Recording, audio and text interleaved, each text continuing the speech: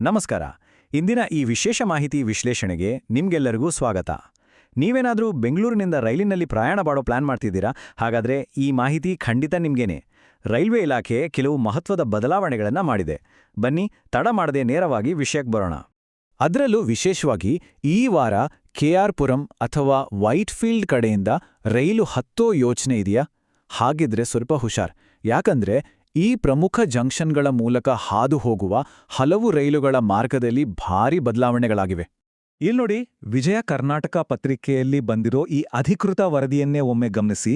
ಇದರ ಆಧಾರದ ಮೇಲೆನೆ ನಾವಿಂದು ಯಾವ್ಯಾವ ರೈಲುಗಳ ಸಮಯ ಬದಲಾಗಿದೆ, ಪರ್ಯಾಯ ಮಾರ್ಗಗಳು ಯಾವುವು ಅನ್ನೋದನ್ನ ಡಿಕೋಡ್ ಮಾಡ್ತಿದ್ದೇವೆ. ಕೊನೆಗಳಿಗೆಯಲ್ಲಿ ರೈಲ್ವೆ ನಿಲ್ದಾಣಕ್ಕೆ ಹೋಗಿ ಗೊಂದಲಕ್ಕೀಡಾಗೋದು ಬೇಡವಲ್ವಾ? ಅದಕ್ಕೆ ಈ ವಿಶ್ಲೇಷಣೆ. ಮೊದಲನೇದಾಗಿ ಜೂನ್ 7 ಮತ್ತು 8. ಹೌದು, ಈ 2 ದಿನಾಂಕಗಳನ್ನು ನಿಮ್ಮ ಕ್ಯಾಲೆಂಡರಲ್ಲಿ ಮಾರ್ಕ್ ಮಾಡ್ಕೊಳ್ಳಿ. ಈ 2 ದಿನ ಮಾತ್ರ ರೈಲು ಸಂಚಾರದಲ್ಲಿ ಈ ವ್ಯತ್ಯಾಸ ಆಗೋದು.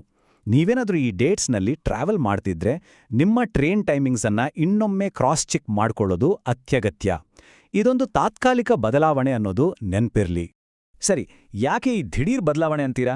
ನೈಋತ್ಯ ರೈಲ್ವೆ ವ್ಯಾಪ್ತಿಯ ಕೆಆರ್ ಪುರಂ ಮತ್ತು ವೈಟ್ಫೀಲ್ಡ್ ನಡುವೆ ದೊಡ್ಡ ಮಟ್ಟದ ಇಂಜಿನಿಯರಿಂಗ್ ಕಾಮಗಾರಿಗಳು ನಡೀತಿವೆ. ಟ್ರ್ಯಾಕ್ ಮೇಂಟೆನೆನ್ಸ್ ಕೆಲಸಗಳಿವು ನಮ್ಮೆಲ್ಲರ ಸೇಫ್ಟಿಗಾಗಿ ಅನಿವಾರ್ಯ ಅಲ್ವಾ?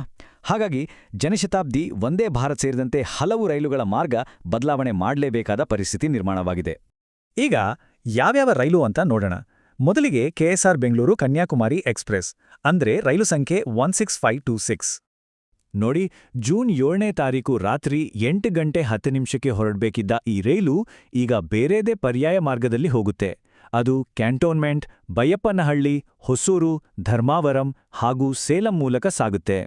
ರೆಗ್ಯುಲರ್ ಆಗಿ ಹಳೆ ರೂಟಲ್ಲಿ ಹೋಗೋರಿಗೆ ಈ ಹೊಸ ರೂಟ್ ಬಗ್ಗೆ ಐಡಿಯಾ ಇರಲೇಬೇಕು. ಮತ್ತೊಂದು ಮುಖ್ಯವಾದ ವಿಷಯ ಏನಂದ್ರೆ, ರೂಟ್ ಚೇಂಜ್ ಆಗಿದ್ರಿಂದ ಕೆಆರ್ ಪುರಂ, ವೈಟ್ಫೀಲ್ಡ್, ಮಾಲೂರು, ಬಂಗಾರಪೇಟೆ, ಕುಪ್ಪಂ ಮತ್ತು ತಿರುಪತ್ತೂರ್ನಲ್ಲಿ ಈ ರೈಲು ನಿಲ್ಲೋದೇ ಇಲ್ಲ. ಹೌದು, ನಿಲುಗಡೆ ಸಂಪೂರ್ಣ ರದ್ದು. ಸುಮ್ನೆ ಅಲ್ಲಿ ಹೋಗಿ ಕಾಯಬೇಡಿ. ಮುಂಚಿತವಾಗಿಯೇ ಪರ್ಯಾಯ ಬೋರ್ಡಿಂಗ್ ವ್ಯವಸ್ಥೆ ಮಾಡ್ಕೊಳ್ಳಿ. ಮುಂದಿನದು ಚಾಮರಾಜನಗರ ತಿರುಪತಿ ಎಕ್ಸ್‌ಪ್ರೆಸ್, ರೈಲು ಸಂಖ್ಯೆ 16219. ಜೂನ್ 7ರಂದು ಮಧ್ಯಾಹ್ನ 3 ಗಂಟೆ 50 ನಿಮಿಷಕ್ಕೆ ಹೊರಡುವ ಈ ರೈಲನ್ನ ಬೈಯಪ್ಪನಹಳ್ಳಿ, ಚನ್ನಸಂದ್ರ, ಯಲಹಂಕ, ಹಿಂದೂಪುರ, ಧರ್ಮಾವರಂ, ಪಾಕಲ ಮಾರ್ಗಕ್ಕೆ ಶಿಫ್ಟ್ ಮಾಡಲಾಗಿದೆ. ಅಂದ್ರೆ ಇದೊಂದು ಭಾರೀ ದೊಡ್ಡ ಭೌಗೋಳಿಕ ಸುತ್ತುಬಳಕೆಯ ಮಾರ್ಗ. ಪ್ರಯಾಣದ ಸಮಯ ಕೂಡ ವ್ಯತ್ಯಯ ಆಗುವ ಸಾಧ್ಯತೆ ಇದೆ, ಗಮನದಲ್ಲಿರಲಿ.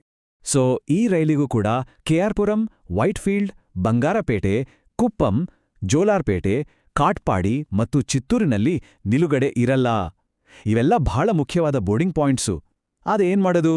ಈ ನಿಲ್ದಾಣಗಳಲ್ಲಿ ಕಾಯೋರಿಗೆ ಖಂಡಿತ ನಿರಾಸೆ. ಈ ಭಾಗದ ಪ್ರಯಾಣಿಕರು ಎಚ್ಚರ ವಹಿಸಬೇಕು.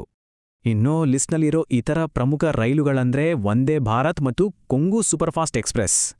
ಎರ್ನಾಕುಲಂನಿಂದ ಬರುವ ವಂದೇ ಭಾರತ್ ಎಕ್ಸ್‌ಪ್ರೆಸ್ ಬಗ್ಗೆ ಹೇಳೋದಾದ್ರೆ, ಜೂನ್ 7ರಂದು ಮಧ್ಯಾಹ್ನ 2 ಗಂಟೆ 20 ನಿಮಿಷಕ್ಕೆ ಹೊರಟು ಸೇಲಂ, ಓಮಲೂರು, ಹೊಸೂರು, ಬಿಚ್ಚುಪಲ್ಲಿ, ಬೈಯಪ್ಪನಹಳ್ಳಿ ಮಾರ್ಗವಾಗಿ ಬರುತ್ತೆ. ಇದರ ನೇರ ಪರಿಣಾಮ ಏನಪ್ಪಾ ಅಂದ್ರೆ, ಕೆಆರ್ ಪುರಂನಲ್ಲಿ ಈ ಪ್ರೀಮಿಯಂ ರೈಲಿಗೆ ಸ್ಟಾಪ್ ಇರೋದಿಲ್ಲ.